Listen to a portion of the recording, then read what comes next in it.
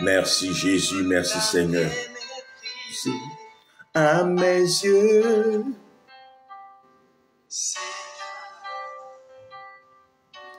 pardonne-moi. J'avais cru au Songe des hommes, que tu es incapable de m'aider. J'ai cru au mensonge des hommes que tu es incapable de m'aider. Maintenant, Seigneur, je vois mes fautes. Change mon cœur, Seigneur, et montre-moi la voie.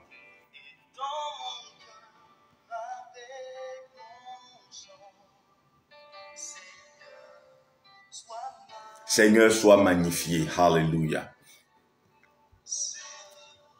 Sois magnifié. Gloire à Jésus. Merci, Seigneur.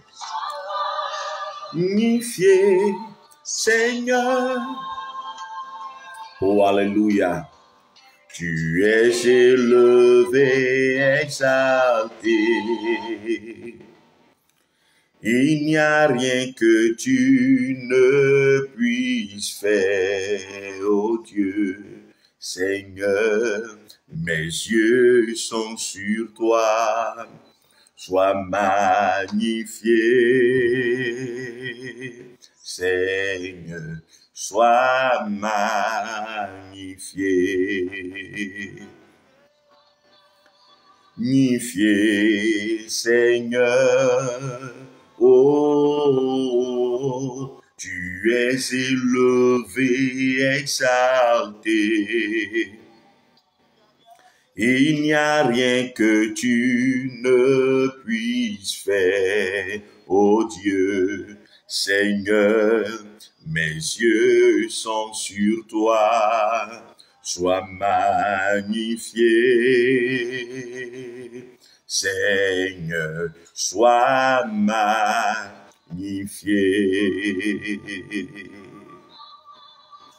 Sois magnifié, Seigneur. Alléluia. Tu es élevé, exalté, ô Dieu. Il n'y a rien sur cette terre que tu ne puisses faire pour moi. Ô Dieu, mes yeux sont fixés sur toi, sois magnifié. Yahweh, sois élevé. Sois magnifié, éternel. Tu es élevé, exalté, ô Dieu. Il n'y a rien sur cette terre que tu ne puisses faire dans ma vie. Ô Dieu, ton nom soit élevé, sois magnifié. Mon roi, sois élevé. Mon sauveur, sois glorifié. Jésus, sois magnifié. Seigneur, sois élevé. Que le nom de l'Éternel soit magnifié, que le nom de notre Sauveur soit glorifié. Il n'y a rien que notre Dieu ne puisse faire dans nos vies, dans la vie de tes enfants, dans ta maison, dans ton foyer, dans ta vie professionnelle. L'Éternel est capable de tout. Il peut tout faire. Dieu peut tout faire. Il est capable de tout faire. Et c'est pourquoi, quoi qu'il arrive, quoi qu'il advienne, tu dois garder tes regards fixés sur lui, vers lui, car il n'y a rien que notre Dieu ne puisse faire. Je veux bénir le Seigneur pour sa fidélité, pour sa faveur, pour son amour dans la vie de chacun de ses enfants, lui qui nous accorde sa grâce de pouvoir nous retrouver en ce dernier lundi du mois de mars pour élever vers lui la voix et le prier. Et je veux bénir le Seigneur pour la vie de tous ceux-là qui sont connectés maintenant, ceux-là qui sont en train de se connecter, ceux-là qui se connectent, qui partagent, qui likent et qui permettent aussi à plusieurs personnes de pouvoir suivre cette vidéo, ce temps de prière. Que Dieu vous bénisse abondamment et que sa faveur demeure toujours avec vous. Vous serez non seulement récompensés sur la terre, mais la Bible dit que vos œuvres vous suivront auprès de notre Seigneur et notre Sauveur. Je veux, pour tous ceux qui nous suivent la première fois, pour tous ceux qui nous prennent maintenant, je veux vous demander de vous connecter tout le lundi matin dès 5h45 heure GMT. Nous nous retrouvons pour élever vers l'Éternel la voix et le bénir et le célébrer et de recommander notre semaine. Également tous les derniers jours du mois, nous nous retrouvons pour bénir le mois à venir.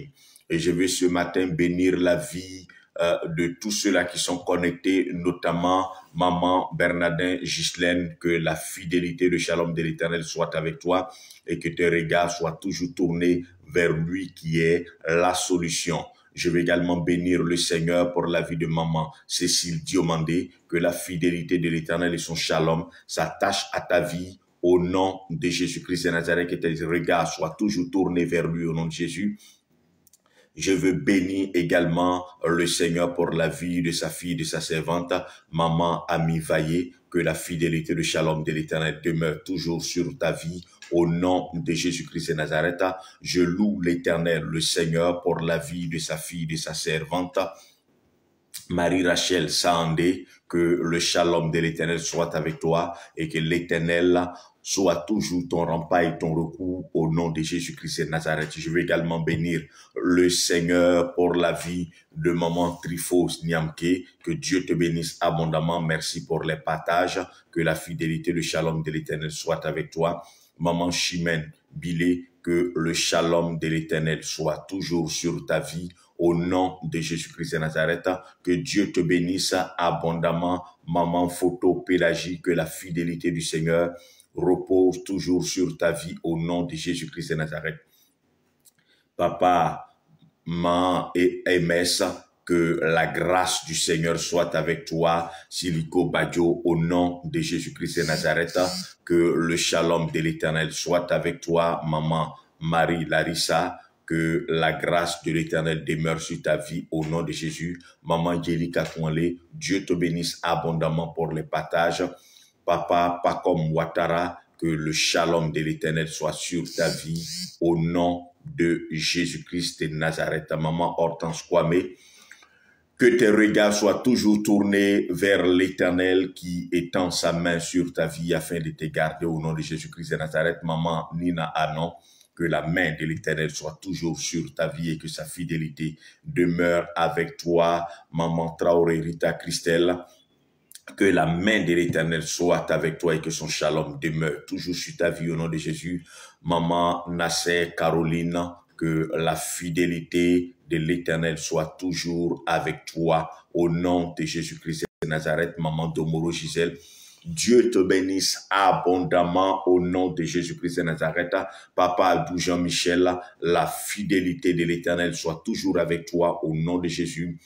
Papa Venceslas Goga, docteur, que Dieu te bénisse abondamment au nom de Jésus-Christ de Nazareth. Maman Ginette Sandrine, la fidélité, le shalom de l'Éternel sont sur ta vie au nom de Jésus-Christ de Nazareth. Maman Virginie Seka, la guérison surnaturelle et miraculeuse de l'Éternel est ton partage en ce matin, en cette semaine, au nom de Jésus-Christ de Nazareth. Maman Nocia Fabienne, le shalom de l'Éternel demeure toujours sur ta vie au nom de Jésus. Maman Laurence Boisbré, la main de l'Éternel est avec toi et sera toujours avec toi sur cette terre d'Israël bénie au nom de Jésus-Christ de Nazareth. Maman Annie Kokro, que la fidélité de l'Éternel soit toujours avec toi et que son shalom demeure toujours sur ta vie. Maman Ange Osée Christiane, Dieu te bénisse abondamment dans le nom de Jésus-Christ de Nazareth. Maman, les bateaux Marcel, le shalom de l'Éternel est avec toi dans le nom de Jésus-Christ de Nazareth.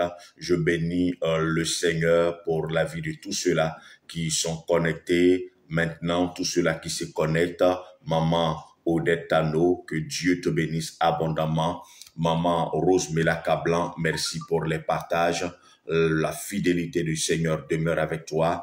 Bénédiction particulière pour l'administratrice de l'autre côté du Jourdain, Maman Philomène Kouakou. La grâce et le shalom de l'Éternel soit avec toi au nom de Jésus-Christ de Nazareth. Maman Vaïe, ami, Dieu te bénisse encore au nom de Jésus-Christ de Nazareth. Comme tout le lundi matin, nous le faisons, nous élevons vers l'Éternel la voix pour lui recommander, pour lui confier notre semaine.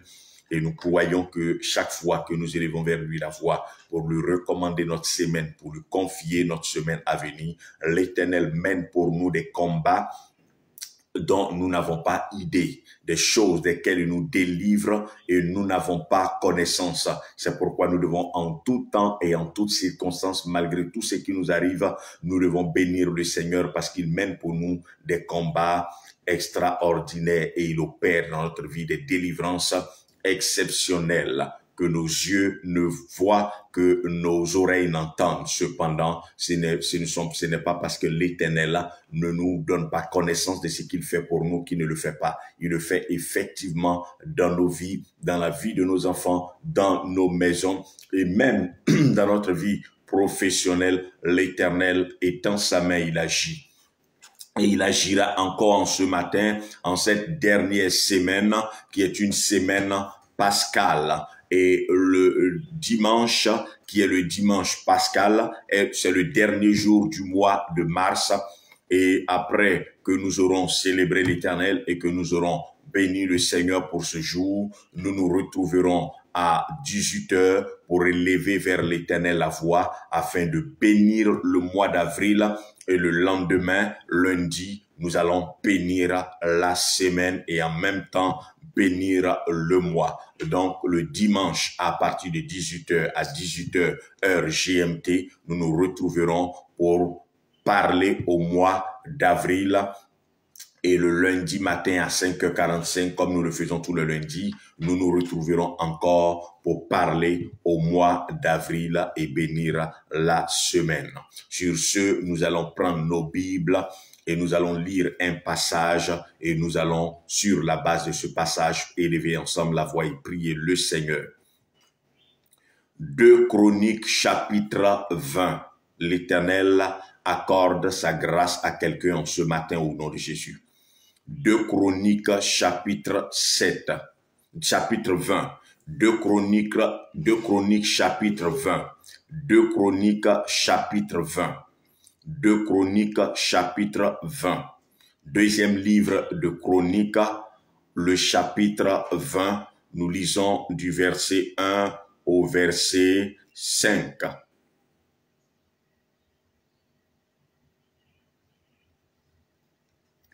Après cela, il arriva que les Moabites, les Ammonites, assistés d'une partie des Maonites, entraient en campagne contre Josaphat.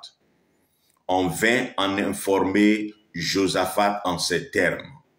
Une grande multitude venant de l'autre côté de la mer d'Édom s'avance contre toi. Déjà, elle a atteint Ascon Tamar, c'est-à-dire En-Gedi. Josaphat prit peur et se disposa à avoir recours à l'Éternel. Il fit proclamer un jeûne dans tout Juda. Juda se rassembla pour implorer le Seigneur. De toutes les villes de Juda, on accourut pour lui adresser des supplications. Version Zadokan. Josaphat prit place au milieu de l'assemblée de Juda et de Jérusalem, dans le temple de l'Éternel, devant la cour neuve. Version Ségon. La Bible dit, après cela, les fils de Moab et les fils d'Ammon et avec eux, des Maonites marchaient contre Josaphat pour lui faire la guerre. On vint en informer Josaphat en disant, une multitude nombreuse s'avance contre toi depuis l'autre côté de la mer, depuis la Syrie, et ils sont à Hatsaston Tamar, qui est à En-Gedi. Dans sa frayeur, Josaphat se disposa à chercher l'Éternel et il publia un jeûne pour tout Juda. Juda s'assembla pour invoquer l'Éternel et l'on vint de toutes les villes de Juda pour chercher l'Éternel. Josaphat se présenta au milieu de l'assemblée de Juda et de Jérusalem dans la maison de l'Éternel devant le nouveau parvis. Verset 12. Voici la fin de sa prière. Ô notre Dieu, n'exerceras-tu pas tes jugements sur eux, car nous sommes sans force devant cette multitude nombreuse qui s'avance contre nous, et nous ne savons que faire, mais nos yeux sont sur toi. Alléluia. Il dit, ô notre Dieu, n'exerceras-tu pas tes jugements sur eux, car nous sommes sans force devant cette multitude qui s'avance contre nous et nous ne savons que faire. Mais nos yeux sont sur toi. Alléluia. Voici une armée très nombreuse, constituée ou composée d'un ensemble de peuples qui voulaient en découdre avec le roi Josaphat, avec Juda. Cette multitude nombreuse venait contre Juda. Il s'était levé contre le roi Josaphat. Et lorsqu'on vint informer le roi Josaphat, il prit tout de suite peur. Et comme nous l'avons dit la dernière fois, en matière de guerre, le nombre et l'armement sont de taille et sont très importants pour remporter une bataille, une guerre. Pour avoir la victoire, il fallait avoir le nombre et l'armement qui allait avec.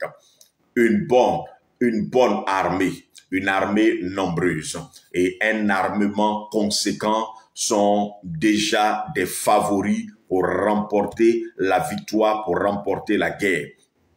Ici, le roi de Juda, Josaphat, et sa nation se trouvent en face d'une multitude nombreuse qui était surarmée.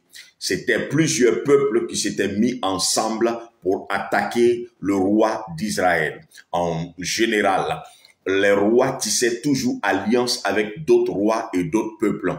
Et quand la guerre survenait, ils demandaient de l'aide, ils avaient recours aux autres rois pour pouvoir les aider. Mais ce ne sera pas l'attitude de Josaphat et c'est de cette attitude-là que nous voulons parler en ce matin et c'est sur la base de cette attitude que nous allons ensemble en ce matin élever la voix et nous allons prier.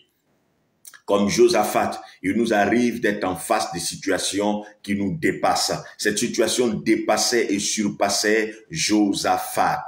Elle était une situation à laquelle il ne pouvait faire face. Il était compliqué pour lui de répondre face à cette armée nombreuse. Même s'il avait l'armement, il n'avait pas le nombre. Même s'il avait le nombre, il n'avait pas l'armement. Il ne pouvait avoir le nombre parce que Juda était une toute petite nation, parce que Israël s'était scindé en deux. Et ce n'était pas seulement les Maonites qui venaient contre lui, mais non seulement les Maonites venaient contre lui, les Ammonites et les Moabites également s'étaient levés contre Juda, contre le roi Josaphat. Mais lorsque ceux-là viendront contre lui, la frayeur va le gagner, la peur le gagnera, l'inquiétude le gagnera, il va commencer à paniquer et tout Juda avec lui. Il est normal et il est humain, il est naturel qu'en face de certaines situations, nous soyons apeurés, nous soyons découragés, nous soyons effrayés, nous soyons désemparés, nous soyons désespérés. Mais notre désespoir, notre crainte, notre inquiétude ne doit pas prendre le pas sur notre raison, ne doit pas prendre le pas sur notre foi. Humainement parlant, quand nous entendons un bruit effrayant, tout de suite nous sommes effrayés. Mais pour des fils du royaume et pour des hommes qui font profession de foi en Jésus, nous devons très vite nous ressaisir et poser les actions que Josaphat a eu à poser. La Bible dit que lorsque Josaphat fut informé, dans sa frayeur, il se disposa à chercher l'Éternel et il alla publier un jeûne. Dans sa frayeur, dans son inquiétude, dans son découragement, devant cette multitude nombreuse, devant cette armée qu'il savait ne pas pouvoir conquérir, Josaphat s'est disposé pour rechercher l'Éternel, pour implorer l'Éternel, pour invoquer l'Éternel. Lorsque la situation semble nous dépasser, lorsque nous sommes en face de nos frayeurs, ce que nous devons faire et ce que nous devons faire qui est convenable, c'est que nous devons nous disposer. Alléluia. Ce n'est pas que nous ne pouvons pas avoir peur. Ce n'est pas que nous ne pouvons pas être effrayés. Ces choses-là peuvent arriver dans la vie de chacun des enfants de Dieu, le découragement, la peur, la frayeur. Mais ce que nous devons faire, c'est avoir l'attitude que Josaphat a pu avoir. C'est de nous disposer, non pas pour réfléchir, pour voir quelle sera la solution la meilleure. C'est nous disposer à chercher l'Éternel. En général, nous ne recherchons pas l'Éternel. Premièrement, nous ne nous disposons pas et nous ne recherchons pas l'Éternel. Nous nous disposons en Seigneur et en Maître de notre Dieu. Seigneur, voici, fais. Ce n'est pas ça rechercher l'Éternel. Ce n'est pas ça se disposer pour rechercher l'Éternel. Lorsqu'on parle de se disposer pour rechercher l'Éternel, c'est pas de donner des ordres à Dieu et qu'il doit obéir tout de suite et maintenant. Alléluia. Notre attitude, celle-là qui est la courante, c'est que quand nous sommes stressés, quand nous sommes découragés, quand nous sommes apeurés, quand nous sommes inquiets, nous voulons mettre cette même pression à l'Éternel. On ne presse pas le Seigneur. On ne met pas de pression sur le Seigneur. La pression que tu as n'est pas la pression de Dieu, c'est ta pression. Et en réalité, aux yeux de Dieu, ce n'est pas une pression, c'est à tes yeux que c'est une pression. Et ce que nous voulons faire, c'est de mettre cette même pression sur le Seigneur pour qu'il agisse. Ni les anges, ni Satan, ni les cieux, ni la terre, personne ne peut effrayer le Seigneur. Personne ne peut lui mettre la pression, non pas tes problèmes, non pas la situation que tu vis. C'est toi qui ça effraie, ça n'effraie pas Dieu. Alors, si tu as la pression, Dieu n'a pas la pression. Parce que même si c'était une montagne à déplacer, ce n'est pas une pression pour lui. Alors, ne va pas mettre la pression à Dieu. Depuis là, j'écris, je ne vois rien. Pourquoi tu ne fais pas? Je veux que tu fasses. Faut que tu fasses tout de suite et maintenant. Non. Ce n'est pas ça, c'est disposer à chercher l'Éternel. Non, ce n'est pas ce que Josaphat a fait. Josaphat s'est disposé premièrement. Disposer, ça veut dire quoi? Ne pas laisser la situation être grande devant lui. Ne pas grossir la situation devant lui. C'est disposer, c'est oublier ce qu'il faisait, oublier ce qu'il traversait, oublier cette armée nombreuse et commencer à regarder véritablement à l'Éternel et à le chercher de tout son cœur, à le rechercher de toute son âme. C'est cela, se disposer pour rechercher l'Éternel. Nous entrons dans la présence de Dieu pendant que nous sommes en train de prier parce que nous sommes malades ou parce qu'un proche est malade. Nous sommes en train de penser à la gravité et nous sommes en train de penser à la mort de ces derniers pendant que nous sommes en train de prier. Non, ce n'est pas ça, se disposer. Et parce que nous commençons à voir cette mort, nous commençons à mettre la pression au Seigneur. Dieu n'a pas de pression, alors il ne se pressera pas pour nous répondre, il ne se pressera pas pour nous exhorter. C'est toi qui te mets une pression inutile. Dieu ne te suivra pas dans ta faiblesse humaine. Non, n'amène pas Dieu dans ta faiblesse. C'est pour toi que c'est difficile, mais ce n'est pas difficile pour lui. C'est pour toi que c'est compliqué, ce n'est pas compliqué pour lui. C'est pourquoi tu as l'impression qu'il n'agit pas, parce que tu n'étais pas encore disposé pour véritablement le chercher. Tu t'es disposé pour lui mettre la pression, pour qu'il court pour venir répondre à la situation maintenant. L'ennemi était là. L'ennemi était disposé, l'ennemi était en train de venir, l'ennemi était prêt à faire la guerre. Pendant ce temps, Josaphat ne se presse pas, il ne se stresse pas, il ne se dit pas en publiant un jeûne où nous ne mangerons pas, s'ils viennent nous attaquer, nous serons affaiblis. Il oublie complètement, regardez sa réflexion, regardez son attitude. Il oublie complètement ce qui est en train de venir. Il oublie complètement ce qui va se faire.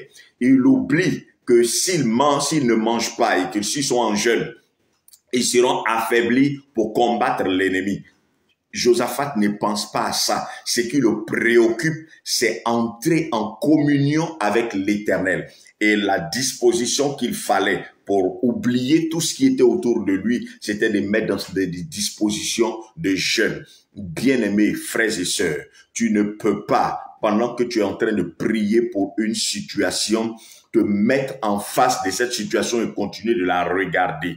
Quitte la situation, oublie-la, enlève-la de tes regards, parce que aussi longtemps que cette situation sera face à tes yeux et que tu vas la regarder, tu ne pourras pas regarder à l'Éternel. Josaphat n'a pas regardé au problème. Il a dit jeûnons, même si nous n'avons pas mangé, ils ne viendront pas nous trouver, simplement parce que nous sommes tournés vers l'Éternel.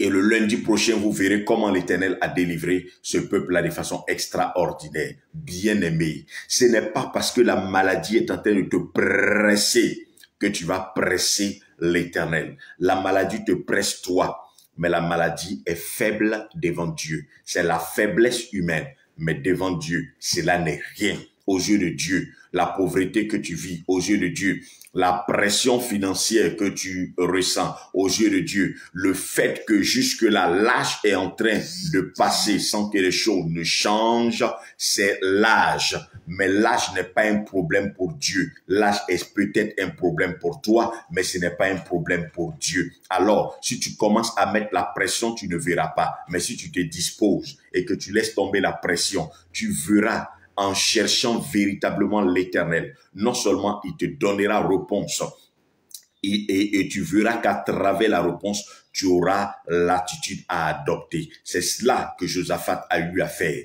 Il a recherché l'Éternel sans penser aux conséquences de ce que rechercher l'Éternel pourrait lui coûter. Mais il s'est tourné véritablement vers le Seigneur en publiant un jeûne, pas en allant chercher des armes, pas en allant chercher de l'aide, pas en commençant à mettre en place des stratégies. La première attitude de Josaphat, c'était de savoir qu'est-ce que le Seigneur dit par rapport à ce que je vis. Et pour être disposé, pour comprendre ce que je vis, il ne fallait pas que je commence à mettre la pression à Dieu en présentant la grandeur des Ammonites, des Moabites, des Maonites, des Syriens, des Jébusiens, tout cela. Non.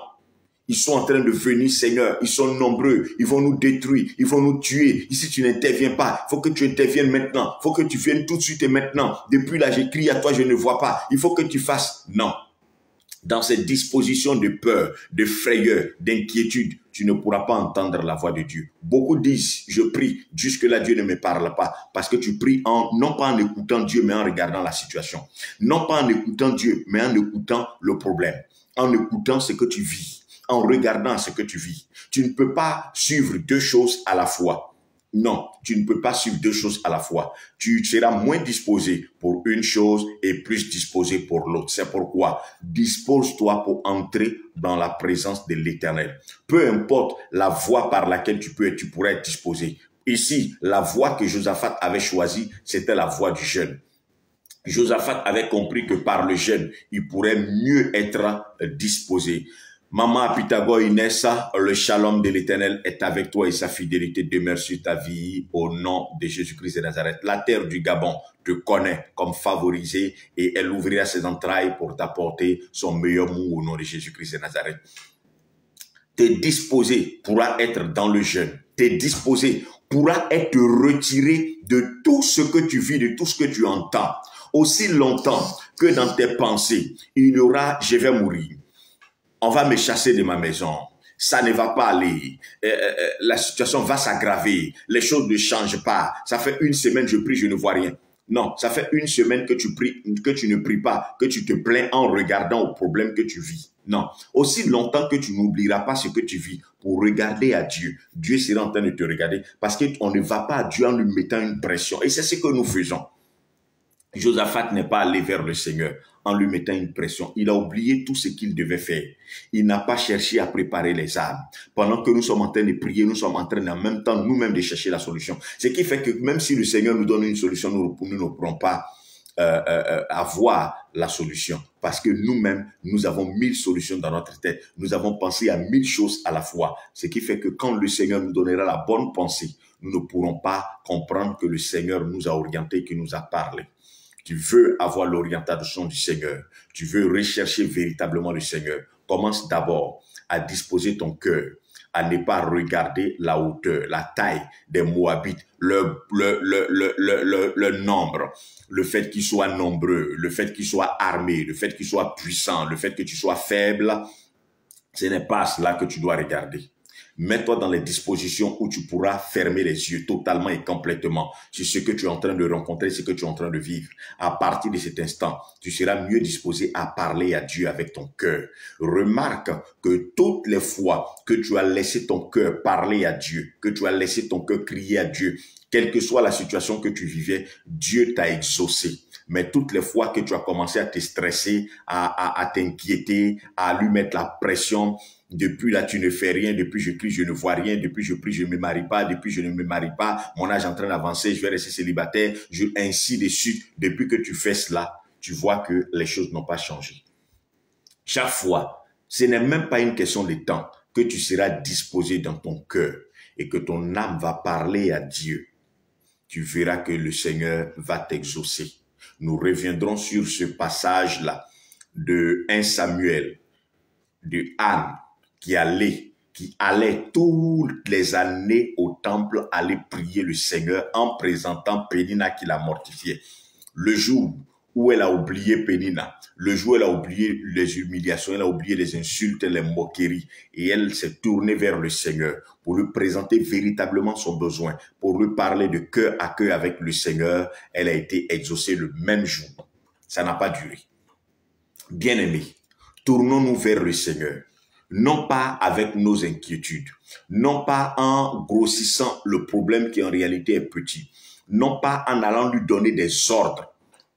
Dieu viendra quand il voudra. C'est toi qui es pressé. Lui, il n'y a pas d'urgence. C'est pour toi qu'il y a urgence. Pour Dieu, il n'y a pas d'urgence. C'est pour toi que s'il ne fait rien, tu vas mourir.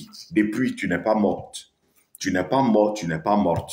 Tu es vivant. La situation ne t'a pas égorgé. Elle ne t'a pas tué pour dire que Dieu veut simplement que tu gardes ton calme, que tu te disposes et que tu l'implores. Parce qu'il n'y a pas une situation qui soit plus grande que Dieu. Quelle que soit la hauteur de la montagne, elle sera aplanie. Alors, trouve le moyen de garder ton calme intérieur, de retrouver ta paix intérieure et de te tourner vers l'Éternel de tout ton cœur, de toute ton âme et de laisser ton âme t'exprimer vis-à-vis du Seigneur sans lui donner de délai, sans lui mettre de pression. Et tu verras que le Seigneur agira dans les plus brefs délais. Parce qu'à mettre la pression au Seigneur, à lui crier là-dessus, à lui donner des ordres, nous le rabaissons. Et nous-mêmes péchons contre l'Éternel qui ne peut pas nous exercer dans le péché. Nous lisons le verset 12 et nous allons prier. La Bible dit au verset 12 que il dit, « Oh notre Dieu, n'exerceras-tu pas tes jugements sur eux? Car là où nous sommes arrivés, nous sommes sans force devant cette multitude nombreuse qui s'avance contre nous. » Donc, la première chose, Josaphat a reconnu que même s'il partait préparer une armée, il ne vaincrait pas.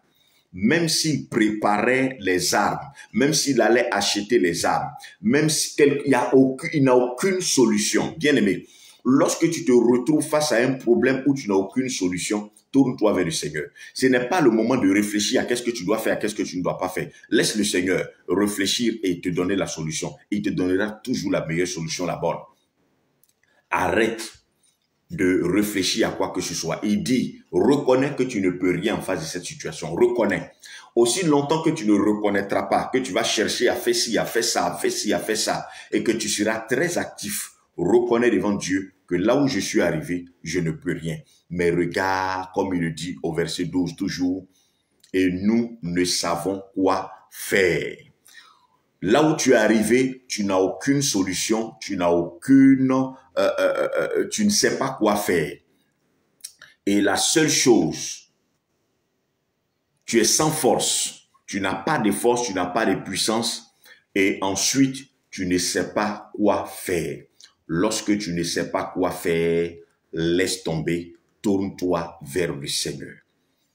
Nous ne savons quoi faire, mais nous cherchons quoi faire. Non, laisse le Seigneur t'inspirer, te révéler l'attitude à adopter. Et effectivement, le Seigneur va leur révéler l'attitude à adopter, qui n'est pas une attitude guerrière. Sur ces points-là, nous allons revenir la semaine prochaine. Le Seigneur, quand tu es en face avec lui d'une situation où tu es sans force face à la situation et ensuite tu ne sais quoi faire, rentre dans sa présence, recherche-le véritablement, reconnais. Parce qu'en général, nous ne reconnaissons pas que nous sommes en face d'une situation qui nous dépasse. Et souvent, nous reconnaissons. La deuxième chose, c'est que nous ne reconnaissons pas que nous ne savons pas quoi faire. Et quand même nous reconnaissons que nous ne savons pas quoi faire, nous cherchons quoi faire. Nous voulons faire quelque chose quand même. Quand tu sais qu'elle te dépasse et tu ne sais quoi faire, ton recours, c'est l'Éternel. Et recours à l'Éternel et ne regarde pas. Pour mieux recevoir de l'Éternel la réponse, ne regarde pas à la pression que la situation te met. Regarde, oublie la pression, oublie la situation et regarde à la délivrance que l'Éternel va apporter au nom de Jésus-Christ de Nazareth. Sur ce, que Dieu te bénisse. Nous allons prier le Seigneur pour lui confier cette semaine, lui confier la semaine et lui confier tout ce que nous traversons comme situation en cette semaine et nous croyons que l'Éternel entendra non pas la pression que nous voulons lui mettre, non pas le problème, mais il entendra les cris de nos cœurs qui lui disent « Seigneur, nous ne savons quoi faire. » Au nom de Jésus-Christ de Nazareth. C'est pourquoi tu vas dire avec moi « Père éternel, Dieu tout-puissant, je reconnais ta grandeur face à la situation que je vis et face à n'importe laquelle des situations que je vivrai. Ce n'est pas parce que, à mes yeux, le problème, la situation est grand que, à tes yeux, le problème, la situation sera grand. J'ai une pression face à cette situation. Cependant, tu n'auras jamais de pression, car le ciel et la terre sont l'œuvre de tes mains. Tu tiens et le ciel et la terre dans tes mains. Face à toi, les montagnes s'affaissent et devant toi, les collines disparaissent. Devant toi, la mer tarit. Et c'est sur cette base que je veux déclarer et croire en ta puissance. Je considère en ce matin, en cette semaine, la puissance, la grandeur de mon Dieu. Il y a des situations opprimantes. Il y a des événements qui créent dans mon quotidien la pression. Mais je veux regarder, je veux contempler la gloire du Tout-Puissant, celui devant qui tout événement se soumet, celui devant qui toute situation fléchit. Et j'ai l'assurance qu'en oubliant ce qui court contre moi, qu'en oubliant l'épée de l'ennemi levée contre mon bonheur et en regardant à ta gloire, je serai disposé à rechercher ta face. Je veux, en cette semaine, rechercher la face de mon Dieu en étant disposé pour le prier, disposé de mon cœur, disposé dans mon âme, non pas disposé dans la pression, non pas disposé dans l'inquiétude et le stress. Je veux laisser tomber mes peurs, mes inquiétudes, parce que rassuré que le Seigneur est avec moi et qu'avec moi,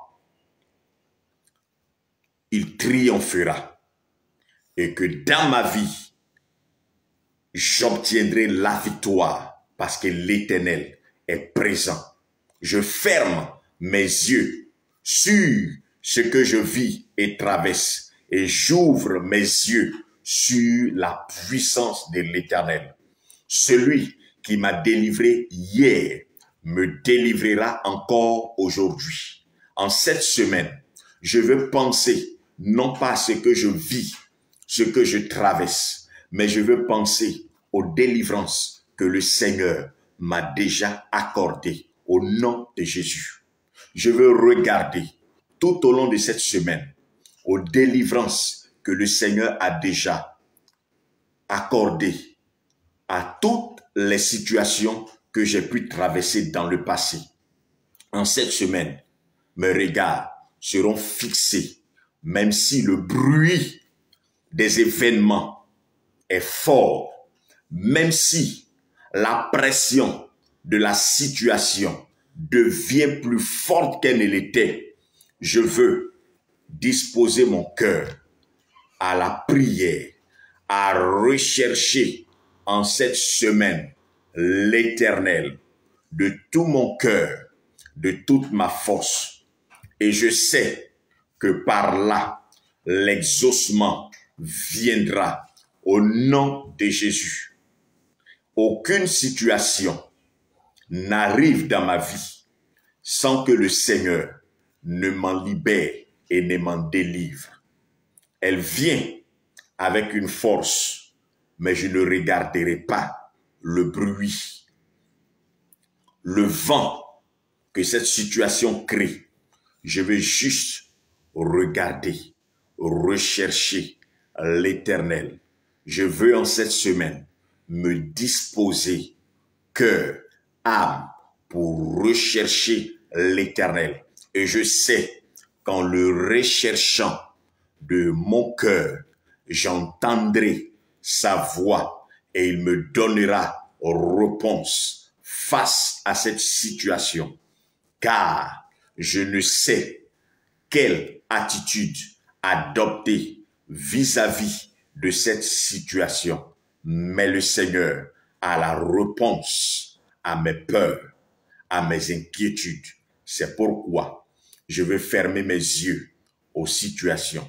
Je veux fermer mes oreilles au bruit et je veux ouvrir mon cœur, ouvrir mes pensées à recevoir la réponse du Seigneur qui m'apportera apaisement, qui m'apportera quiétude et qui me donnera de retrouver la joie d'antan au nom de Jésus. En cette semaine, l'Éternel me donne les yeux fermés aux difficultés et les yeux ouverts à sa fidélité, les oreilles fermées au bruit de tout ce qui peut me créer dans le cœur l'inquiétude. Et il ouvre mes oreilles à la voix de sa bonté. Et je déclare que Satan se lèvera, mais il ne me touchera point. Satan contre mes enfants se lèvera, mais il ne touchera aucun d'eux au nom de Jésus. Contre mon époux, mon épouse, il se lèvera, mais il ne l'atteindra pas. Satan contre mes activités, mes finances, ma maison se lèvera en cette semaine, mais je serai gardé, moi, mes avoirs, ma maison, mes enfants, mes biens, mon époux, mon épouse, tout ce qui me concerne au nom de Jésus-Christ de Nazareth. Aucun bruit ne pourra troubler mes pensées, ma quiétude en cette semaine, car le bruit de l'amour du Seigneur sera plus fort dans mon cœur, dans mes oreilles, par rapport au bruit des difficultés et des situations contraignantes et pressantes qui m'ont amené hier à m'inquiéter. Aujourd'hui, dans la joie, je vis cette semaine en témoignage et témoignage au nom de Jésus. Amen. Amen, amen, amen, amen et amen.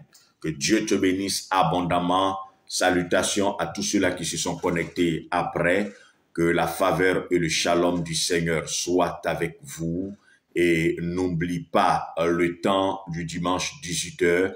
Nous prierons le Seigneur encore pour lui recommander, pour lui confier le mois d'avril, le 4e mois, afin que nos vies connaissent équilibre dans chaque domaine, car le chiffre 4, c'est le chiffre de l'équilibre, et Dieu équilibrera les domaines et les aspects de notre vie qui ont été ou qui sont déséquilibrés au nom de Jésus-Christ de Nazareth. Croyons que tu as été béni et que cette semaine, tu te réjouiras encore. Je veux te demander de ne pas manquer de partager, de liker, de permettre à d'autres personnes de pouvoir visionner la vidéo, de pouvoir prier avec l'audio et permettre aussi à plusieurs de se convertir, d'accepter le Seigneur et de voir Jésus comme étant le Tout-Puissant. Shalom à toi, bénédiction demeure dans ta maison en cette semaine, sa fidélité te couvre et te garde en tout temps au nom de Jésus. Amen.